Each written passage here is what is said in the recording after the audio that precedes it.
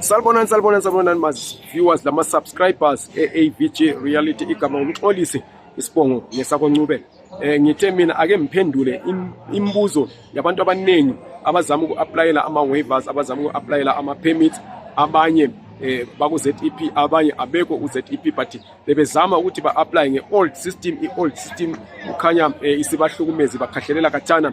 Iqiniso likhona ukuthi i-application portal isitshintshile. Ungangena uloge in ku-old portal, nxa usufika kwampana okuthiwa new application, uchecke ku-right hand side kukhona ukuthi for all new applications click here, kuyabe kuyi-green, click khonapho kuyi-green khona uzokuhambisa ku-new portal lapho uzafika ufake khona a-registered email address yakho enalana ukuvele ungena ngayo ku-portal.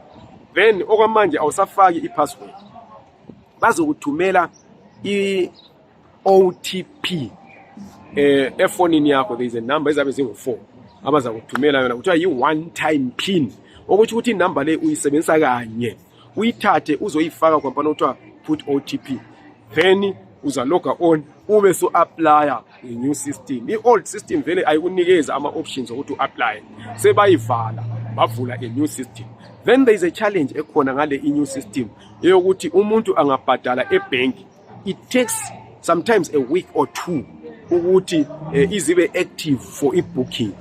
Okwenza kube lula ukuthi ubhadale online. So thembani abantu abali-apply, lantsho ulanda umuntu ukuthi awu-apply ngoba mthembe umthumele imali yakhe le yakho yokubhadala e-VFS, then kumbe ama-card numbers wakho, but ama-card numbers ahlupha because umuntu usengaganga kusasa.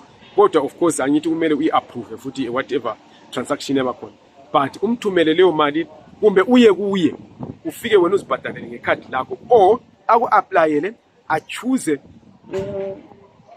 EFT, then wena akunikeze ilokuzeni i-link yokubhadala ubusungena laphayana uzibhadalele. Ungenza njalo uhle ubhukhe right away. So ungabhadala nge-online payment uhle ubhukhe right away, but ungabhadala at the bank uzobhukha kodwa ayikho instant, iyathatha abo 1 week to 2 weeks ukuthi zibe active for booking, even i-payment zitshila ukuthi payment success.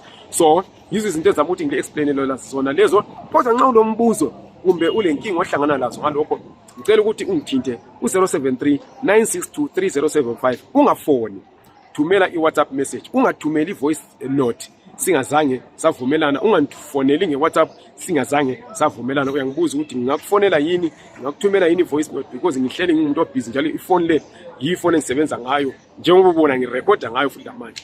Kube sokusiba lalabayana aba-applya nge-old system, bazama ukuthi bathole ama-permits bawaswela, sebefuna ama-refunds, in fact sebefuna ukwenza ama-appeal ngemva kwe-rejection. Ngeshwa the new system and the old system azilinkani. So wena nxa wa-apply nge-old system awukhoni ukuthi ufune i-appeal, u-appeal nge-new system, akusayenzi. Lokuthi uthole i-refund yemali endala akusasebenzi ngoba bona bakusiyela ukuthi sebesebenzile ngakho kwanti ba-adjudicate i-application yakho, bakunciche i-permit, bathi rejection ngoba kunciche i-waiver, akusasebenzi. So kumele ukuthi nxa ususiya ku-new system uqale phansi, into abasitsheleyo nokwamanje, but bathe basazama ukuthi bazilinkanise, asikwazi into ezothatha isikhathi esinganani. So okwamanje kumele uqale phansi u-apply katsha. Siyabonga kakhulu, lingakhohlwa ukusubscribe kuli channel lokulike ivideo le, libuye lishare libe nosuku oluhle.